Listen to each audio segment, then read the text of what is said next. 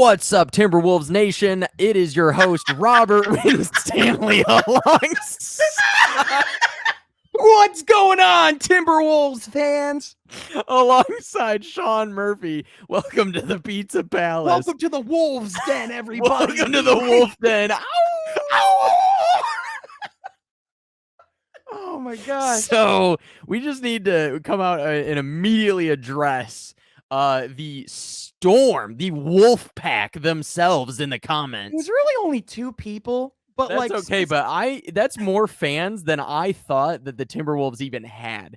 I wasn't convinced. It's three more than they reported in 2011. So That's what I'm saying. I was not aware that anybody, not a soul, cared about this organization, let alone enough to watch videos about their team and then comment angrily about people saying even the slightest negative thing about them. well, You guys realize your franchise doesn't matter, has never won shit, and will never win shit, and is owned by a Yankee who's probably going to end up moving the team somewhere else. I don't know what to fucking tell you people, but the Minnesota Timberwolves are fucking pointless. So, whoops. Sorry that we didn't have an in-depth analysis from watching every game of a lame, failed franchise and then have a really in-depth take about every asset of their young core. Well, hold on, because here's the thing. Because I just wanted to come out really aggressive and shit on them so that they can be like, yeah, dude. I mean, they'll be somewhere, you know. Listen, are these fucking losers Universal Champion? I didn't fucking think so. Fucking dorks, get in your place. You live in Minnesota. Fuck off. Did these people spend over $300 on WWEshop.com? I didn't think so. By the way, I got one of your stupid fucking team's hoodies in the mail as a mystery bag from 47, and the only thing I used it for was to not smell like weed. Because that's all your dumb franchise is worth to me, is to be a throwaway hoodie. So in all seriousness, you told me before the pod, like, oh, there were some people bad in the comments, and I forgot. I was like, there were? And then I went back and I remembered, because there is this one comment in particular. Yeah, let's call out No Regrets 5. First of all, it's not even No Regrets 5, it's No Regrets 5. Yes, you know, No Regrets, baby. Yeah, the original joke. The original joke. So my favorite thing about the entire thing is that his premise fails after the first sentence, which is, when an argument is rock solid, is when it breaks after sentence one, which is why I didn't even read the rest of it. Yes. So here's the thing. They say, you're going to have to explain to me how trading draft picks hurts their future. Hi, No Regrets. Allow me to explain. You are now in a situation where your franchise cornerstone piece is 20 years old, and not to count your other franchise cornerstone piece who's 26, who hasn't given your franchise any reason of hope ever since you drafted him at the number 1 overall pick, other than your first playoff appearance with him on the roster since an actual time that they won playoff games. They made it like one time before when they had Jimmy Butler, but it really wasn't like an actual legitimate run. These guys finally get back, and then you cash in and you go trade for a center. And by the way, historically, centers on the wrong side of 30, buns. That's not me making that up. You wanna know? He said, go look it up. You want to know the list of all the centers that have become an all-star after the age of 30, or that were an all-star after the age of 30? It's a very small list, Robert. You want to know why? Why? Because big men are the ones that age the worst, because their bodies are the biggest. They're the ones that can run into injury. It's just, listen, man. But Sean, also this other guy who said, you guys have tunnel vision regarding the Wolves. Listen, and then, the only tunnel vision is that their history is terrible. Do you guys actually watch the Wolves? Yes, I had NBA League Pass. Wolves? But anyway.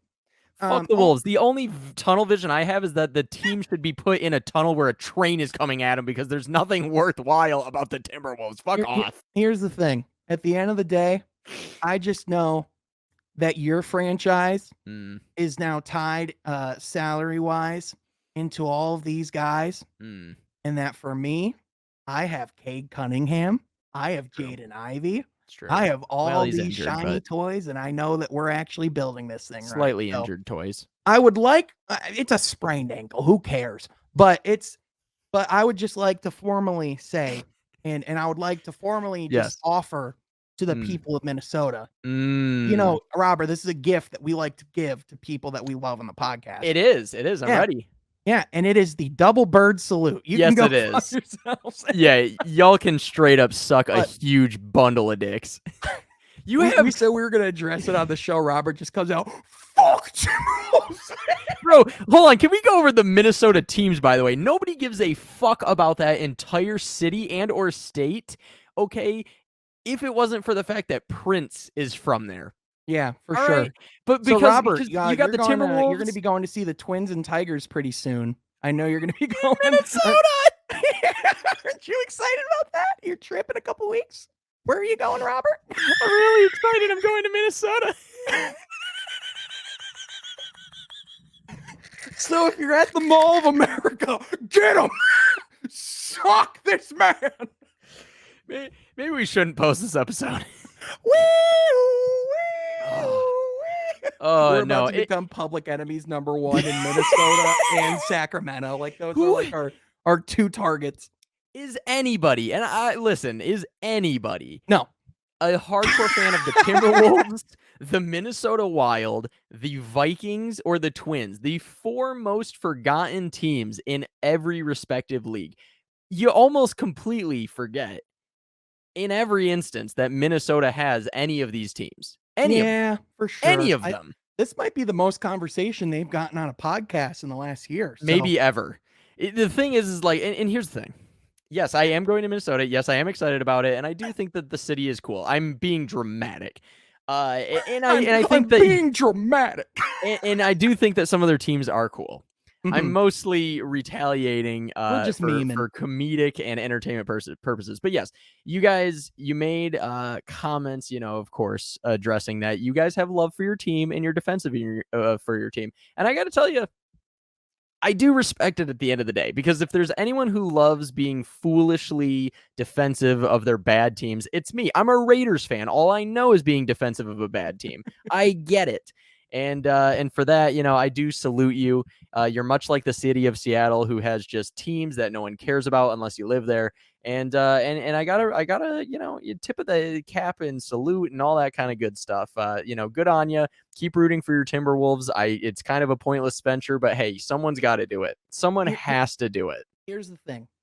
If you genuinely can't see the reasons or the ways that this trade can blow up in your face, yeah, I got nothing for you. I Because don't know what to tell you. because genuinely this is one of it's like and my favorite thing is that someone said, you guys act like this is the end of the world. We could always go and trade Karl Anthony Towns. Well, when your solution to fix your issue is having to trade one of your star players, your situation's intrinsically broken. That's just how it works. Also, it's hilarious. It's like, oh, it's the end of the world. I'm like, maybe for you, but if Minnesota continues to be a trash team like they've been for the better part of 3 decades, no one's going to notice. I don't know how to tell you this, but it ain't the end of the world.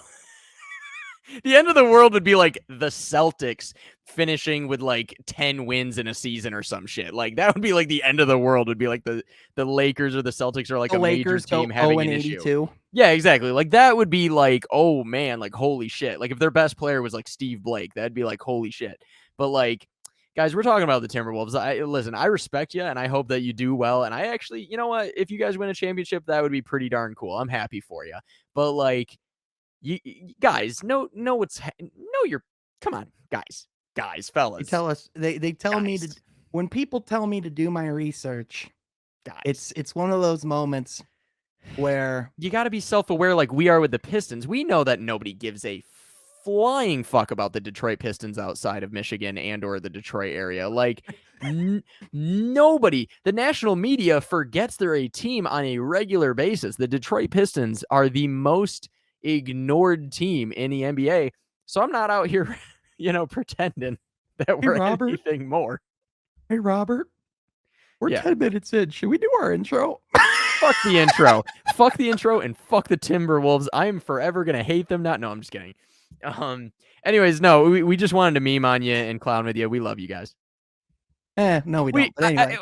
I do. I got love for you because I get it. I understand when you get angry and stuff like that. And these kids are probably like 13. Well, here's the other thing. That's the other thing is these are probably children, by the way, in the comments. These are probably literally children. Well, the other thing, Timberwolves fans, honestly, it's very reminiscent to being a Lions fan. So I do hope that you have some form of success at some form of the future. Just don't try to tell me that you guys are actually really smart because you went and traded for one of the most overvalued players in the entire league and gave up 5 first-round picks, pick swaps, multiple role players, and gutted your roster literally just for the chance of hopefully making a run while you have a new owner in town. Like, that's all you needed to know. But anyway, we could talk about other things. So Sean, yes, that was the main thing on our chests here. But but what we also have is some news about teams that actually matter. One one of those being Sean, what's going on in Utah? What is going on in Utah? Well, latest reports, according to Adrian Wojnarowski, the latest is that at first, the Utah Jazz made it clear that we are not going to be listening to trades about Donovan Mitchell. And then about 5 days later, they're like, all right, we'll listen to some trades. We'll listen to some trades. Yeah, we'll listen. So at this point, currently where we stand, the most prominent bidder for the Donovan Mitchell sweepstakes and the most determined bidder reportedly is the New York Knicks. And they reportedly want to build a core of a backcourt of Jalen Brunson and Donovan Mitchell. And it sounds like they are doing everything they can to make this deal happen. Now, reports suggest as of the night, they're not really close to a deal. Donovan is from the New York area, so he's from there. So like reports are that he wants to be there, obviously, but with that, it's just one of those things where right now, it's just kind of this absolute standstill. This total sweepstakes could start because another team that's interested in Donovan Mitchell is the Miami Heat.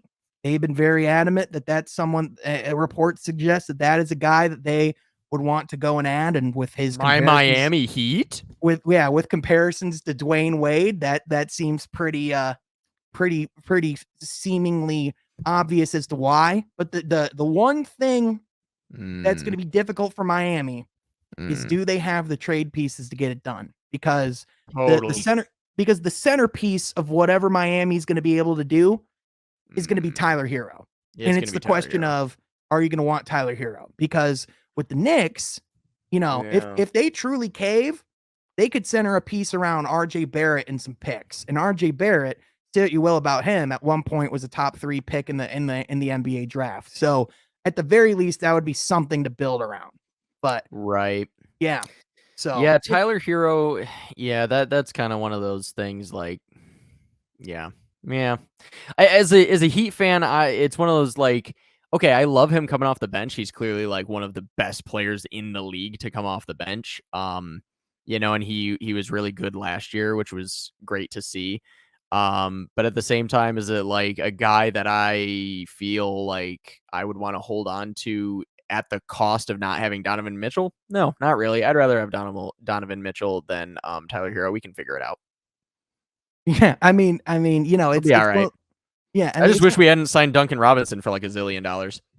Well, and like, it's just, there's just, with Duncan Robinson too. I don't know if like the jury's out on him. I think it was. I think he can bounce back. I think last year was weird. Yeah, last year was just weird as a whole. Yeah. But so it's interesting with what's going on with Donovan Mitchell because you look at everything Minnesota gave for Rudy Gobert, and it's like, and like obviously it's like a joke, but like seriously, Minnesota. Like nobody, and this isn't me. I'm gonna get fucking shot when I go there for vacation. This has all been an elaborate. This podcast has all been an elaborate scheme to get my friend murdered in Minnesota. It's so like, of all the fan bases that I thought that I would piss off to that level, I never dreamed that it would be a city that I forget exists. Oh my god! I mean, and like it's funny because it's like, our first our first riots in the comment section. It's just like two kids who were mad about something we said. But anyway, they'll like, live. but seriously though, like Rudy Gobert, there was like 5 picks, there were pick swaps, there were multiple role players. Like this was a large trade package, right? Yeah. But now Donovan Mitchell's on the board. Yes. And if Rudy Gobert went for 5 picks and role players and pick swaps, yes, that's the question of what is Donovan Mitchell gonna be going for. And I know, I even know people at my own network were like the day of when all that came out, were like, Donovan Mitchell to the Pistons. And like the reason why you're not going to see like the Pistons in this type of thing is because of how steep the asking price is going to be. In addition, you're going to see a lot of teams, like a lot of the teams you're going to be seeing in this type of deal are going to be the ones that are truly desperate for a star. And that's why at the end of the day, when I look at the Donovan Mitchell thing, it's just the Knicks have always made sense. And ever since they've lost Melo, it's been clear that they've been desperate to get a star. Leon Rose, Worldwide West in the freaking Knicks front office has deep ties and relationships with Donovan Mitchell. This has been something that like the Knicks have apparently been reportedly like has been on their wish list for a couple years now. So to me, it just seems like this is going to be another time where the Knicks go and overpay for a star. A star to the Garden. So 100%. Yep. But another thing that's I would going not on, want the Heat to do that. With the precedent being set to be that high, I don't want it. But like here's the other thing though. It's like, if the Heat were if the Heat were to get involved, would it be just a straight up 2-team deal? And the other piece with Donovan Mitchell that is really interesting is, could he potentially end up in Brooklyn? Could he potentially be used as part of the Kevin Durant trade? Could Utah potentially get involved in that? It's like, that's why I think you're going to see, I think a lot of the moves I think you're going to see like over the next few months, I think like a lot of these situations, like ultimately, like we're going to eventually see a huge move happen. Yes. But in my opinion, like whenever you see these types of big names get moved, it takes more than 2 teams to make it happen. Yeah. Like, especially to a deal of this magnitude. Sure. So like one trade that was like thrown out there was like, it was like a 4-team deal. And it was like Kevin Durant went to the Suns, DeAndre Ayton, Mikal Bridges, and Donovan Mitchell went to the Nets. The Jazz got like all these picks, all this stuff. And it's like a really elaborate trade package and scheme. And it's interesting to look at, but I mean, ultimately it's going to be interesting. What is going on in Utah? It's interesting. They really do seem to be scheming a very elaborate and potentially genius set of moves to where they're kind of set up for their future and set up for now. Well, I think it's pretty clear at this point what's happening in Utah, and it's that Danny Ainge didn't like what he saw, and he's hitting the reset button. And I don't blame him, because I think you looked at a team that clearly plateaued this past year. They clearly, over the last couple of seasons, they clearly at one point reached their peak, and we're not going to get better from this point out. So even though people are saying, well, why do you trade away Donovan Mitchell? Like, why not try to like build around him? But like the thing is like by the time like he'll truly be in his prime, you might not even be ready to compete yet.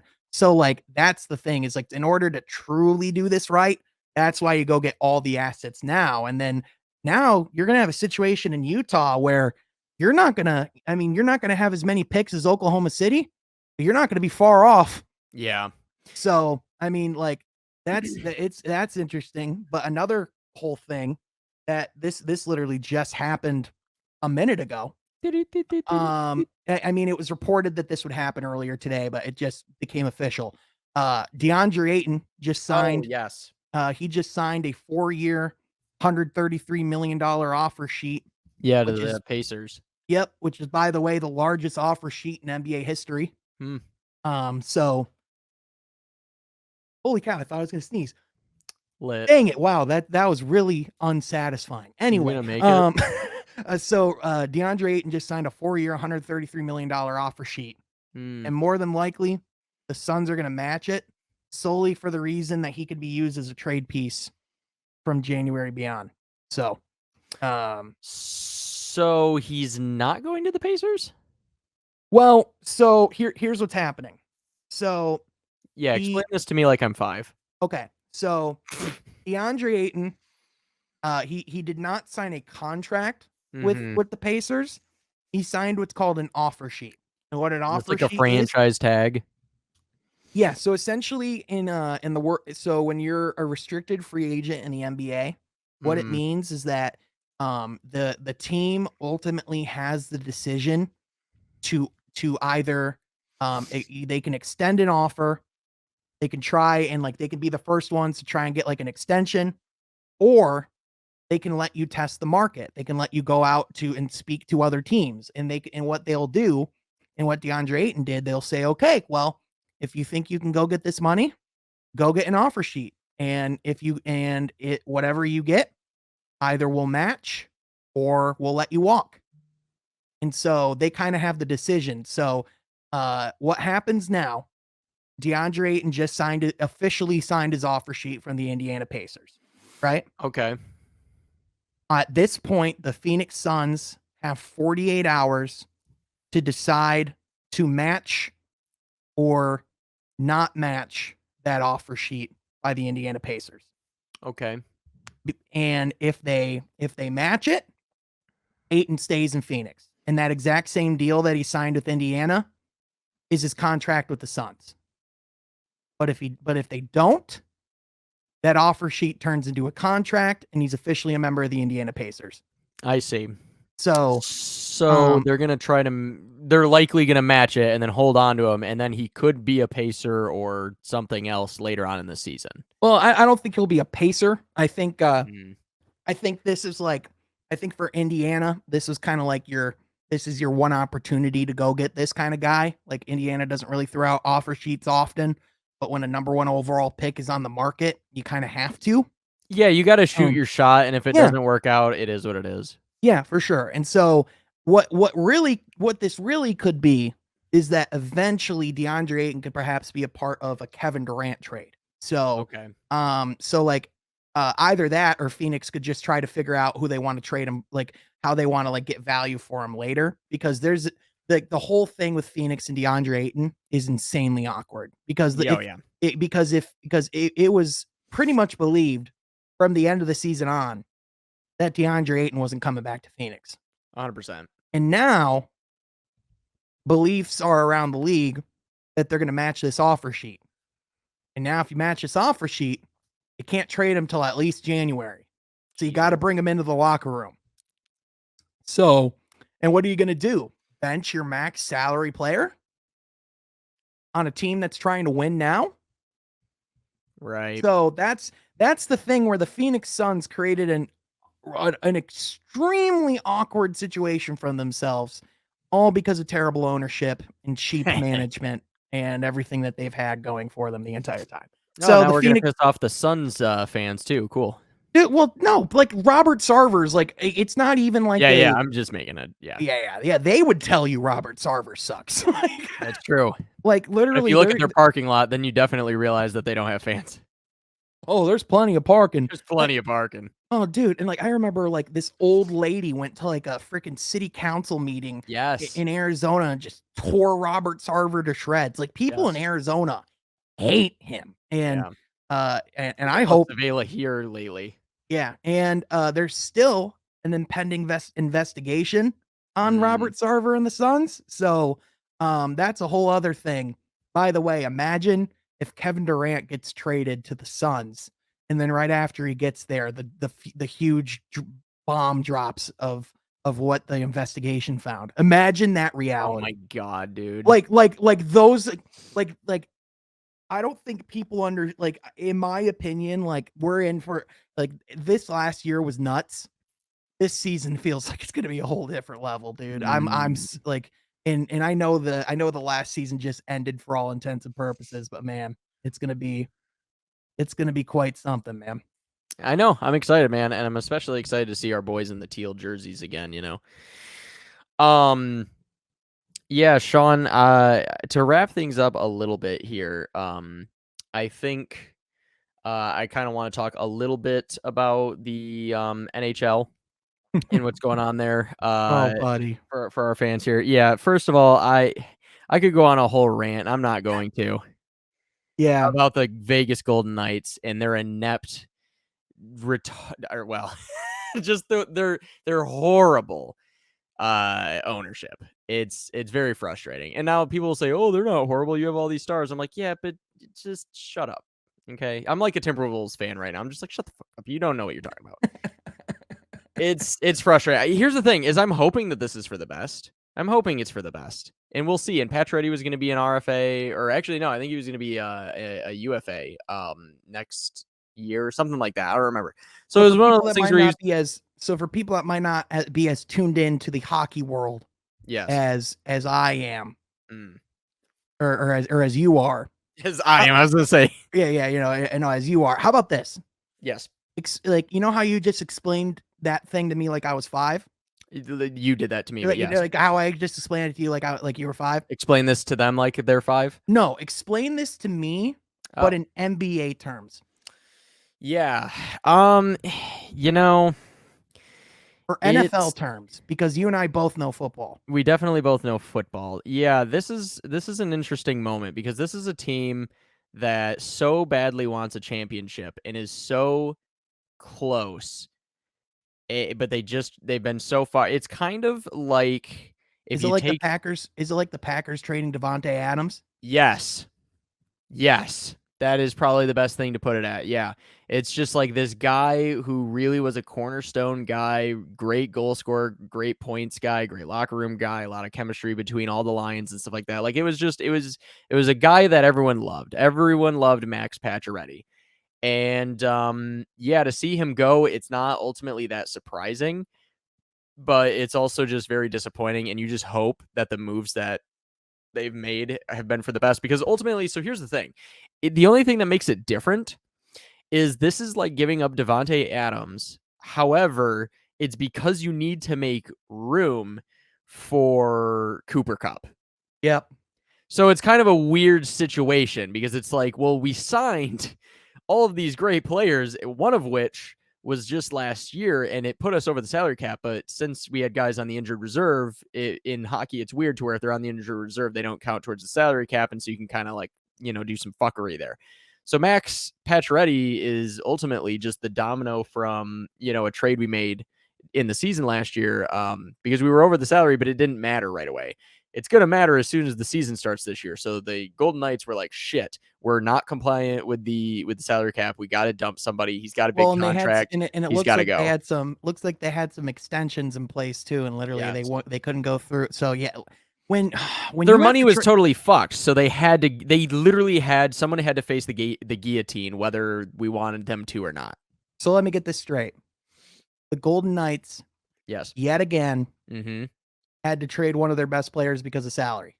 That is correct, and got nothing in return, much like my favorite player, Marc-Andre Fleury, who plays for the Minnesota Wild. Yep. So, honestly, Minnesota has the last laugh on me because the Minnesota Wild have my favorite player as their goalie. They also are number 1 in the Central, and Detroit is 4th. And so, as much as I was shitting on Minnesota earlier, they kind of have the last laugh. So, congratulations, you guys. But yeah, no, it's just one of these things of like the Golden Knights have done something every year that I haven't seen since before the salary cap era, which is to just go out and get the number 1 star free agent and or guy who wants out of their team every year. Literally after year 1, they were just like, okay, cool. Mark Stone and Max Pacioretty, and then it was like, okay, cool, who else? Oh, Alex Pietrangelo, and now Jack Eichel. It's like every year they find a new shiny toy that any team would be lucky to have one of these guys, and they have all of them. but they missed the playoffs last year. Now, of course, they were injured through a lot of it, but it's just like, if they don't gel and that happens again, like if this team misses the playoffs, it's like that feels impossible, but it might not be. And especially because the goaltending thing, if Robin Leonard doesn't figure it out, this could really, really be a mess, because they paid him a ton of money to be our goaltender, right? And Marc-Andre Fleury, they let go of, wins the Vezina finally, which it's one of those things where it's like, I get it, because Marc-Andre Fleury is not getting any younger, and that was probably his last excellent year. I get it. But at the same time, it's like the optics of it were bad. The way it went about was bad. The fact that they got no value for it was bad, because they put themselves in a position where they were going to move him at some point in the future anyways, but they put themselves in a position they didn't need to, which made it so that they had no leverage and they had to get rid of him. So it's really, it's kind of, honestly, similar to the Minnesota Timberwolves thing, in the sense that it's the new ownership. Honestly, dude, like the biggest thing that you have to realize in sports, and it's honestly, like, you realize how true it is. Owners suck ass for like the first 5-6 years of their job. Yes. All of them. Literally all of them. All of them. And then either they figure it out or they don't. Right? Or they get chased out of town. Yeah, exactly. So for example, like Tom Gores, right? Owner of the Detroit Pistons. Yes. For years, he came in after the Davidson family, after Bill Davidson passed away, former owner of the Pistons. They had that transition back in like 2014. Tom Gores becomes the owner of the Pistons.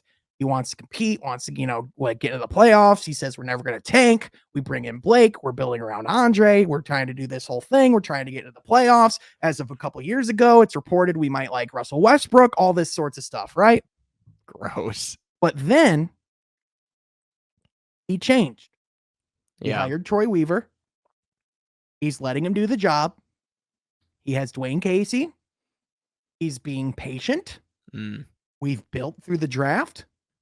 We're we're doing it the patient way. And it was because he changed. Because he said the way that he was doing it wasn't working. Right. So for a lot of these teams, you see all the time, like I might not understand hockey and I might not know like a whole lot of these names, but like, that's fine. I can look at this situation and I can look at like what you're like explaining, and even like look at like the general like consensus and go, oh, I've seen this in sports all the time, because this is like truly a cautionary tale. Like even if it's like a different sport, we see this stuff in franchise sports all the time. And it's just, but the thing that makes it particularly sucky about this one is that the franchise started out with such high momentum and with such a grand entrance into the NHL, and for it's the worst thing that ever could have happened to this team. Yeah, and for them to fumble it the way that they have. Yeah. And here's the thing, I do want to point out that what they have done was not bad until Alex Pietrangelo, and not because he hasn't been good.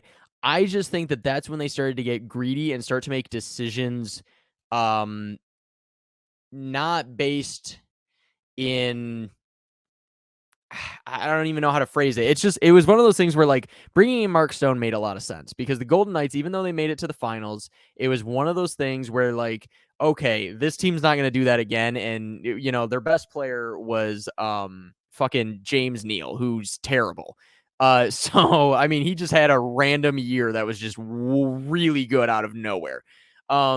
So that wasn't going to last. So Mark Stone made sense. Max Pacioretty made sense. There was some guys that they brought in that it was like, okay, this makes a lot of sense. And then they got bounced after a really unlucky, if we're being honest, Game 7 against the Sharks.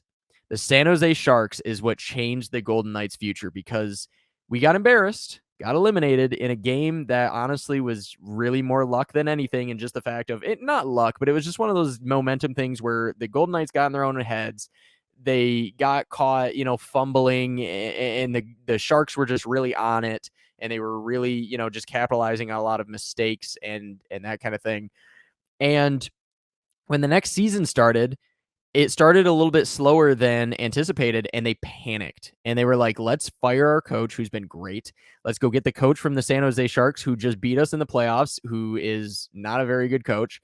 And then let's try to shore up all of these defensive follies by getting another goalie and getting a huge defenseman and all this kind of stuff, which in theory sounds okay. But the cost of that is that they already were stretching their budget, and there's better options that were out there that they could have went to fill in these gaps. But they wanted the big sexy name because honestly, the thing was is they just wanted to.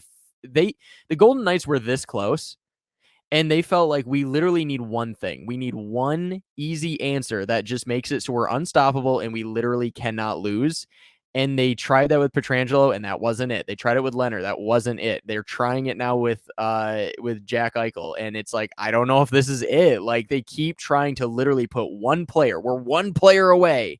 And I don't know. We'll see how it goes. I hope for the best as a fan, but it's definitely becoming very patience trying, and they are earning a reputation that is really, really bad amongst fans, owners, and players, because it's like when you just trade guys for nothing after promising them the world and after they've worked their ass off for you and giving you team-friendly deals and this, that, and the other thing, like, how are people going to feel? It's like you told them they're going to be part of the future and that they are Vegas and blah, blah, blah, and all this. And then you just dump them like a sack of taters.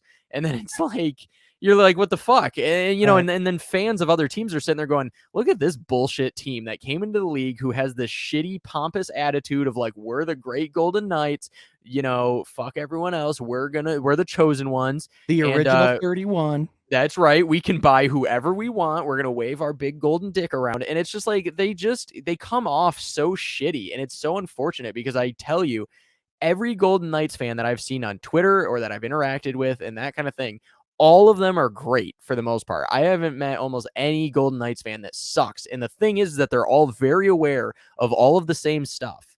So the thing is that Golden Knights fans get it. And the organization itself is failing its fan base, and it's very frustrating, and it's city at large. So anyways, I wasn't going to go on a big rant, but I did it anyways, because I'm just really charged up about this, because it's like this franchise has such amazing potential, and it's one of the best things that's ever happened to the NHL, because we were told that hockey could not happen in the desert. We were told it was impossible. And the fact that they have been so good and have brought so many eyeballs to hockey and have been so many sellouts too. Yes, literally all they do is sell out that arena. Like, it has been literally one of the best things to happen to this sport in so long. It's the reason why Seattle happened so quickly. It literally brought the rest of the sports world back to Vegas. Yes. It literally, before the Golden Knights, being a franchise in Vegas was seen as a terrible idea. Yes. No one was going to come out and root for you. No one was going to support the team. And then you get an NHL franchise. All of a sudden, you have the NFL. The NBA reportedly wants to get in there. Like the baseball, MLBs, apparently. Yeah, baseball wants to, like, it's like now. The WNBA's there. Yeah, exactly. The Aces. Like, yeah, man. It's like, yeah, it's just sad to see. I did want to point out real quick. Breaking news.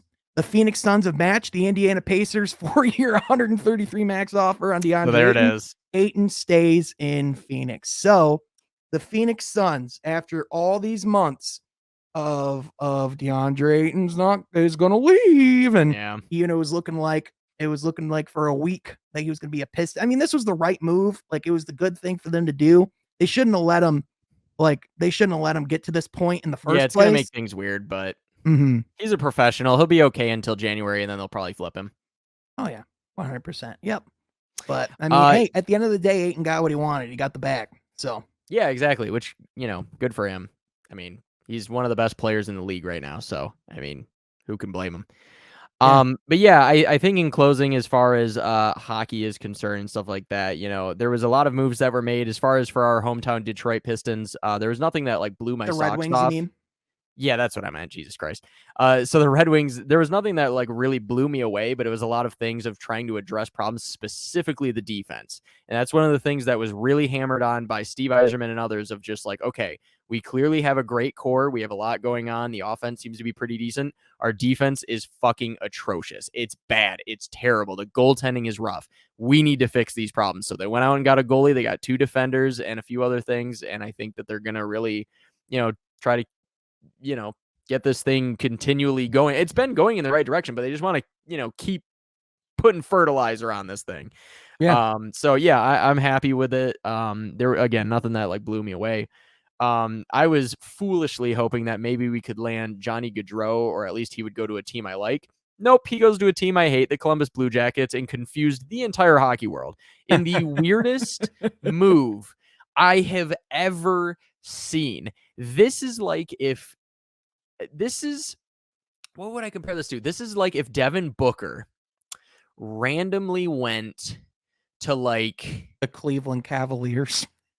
no, it's worse than that almost. It's kind of like if he went to like the Washington Wizards. Like it's just like a team where you're kind of like okay. You don't have any DC trips planned, do you?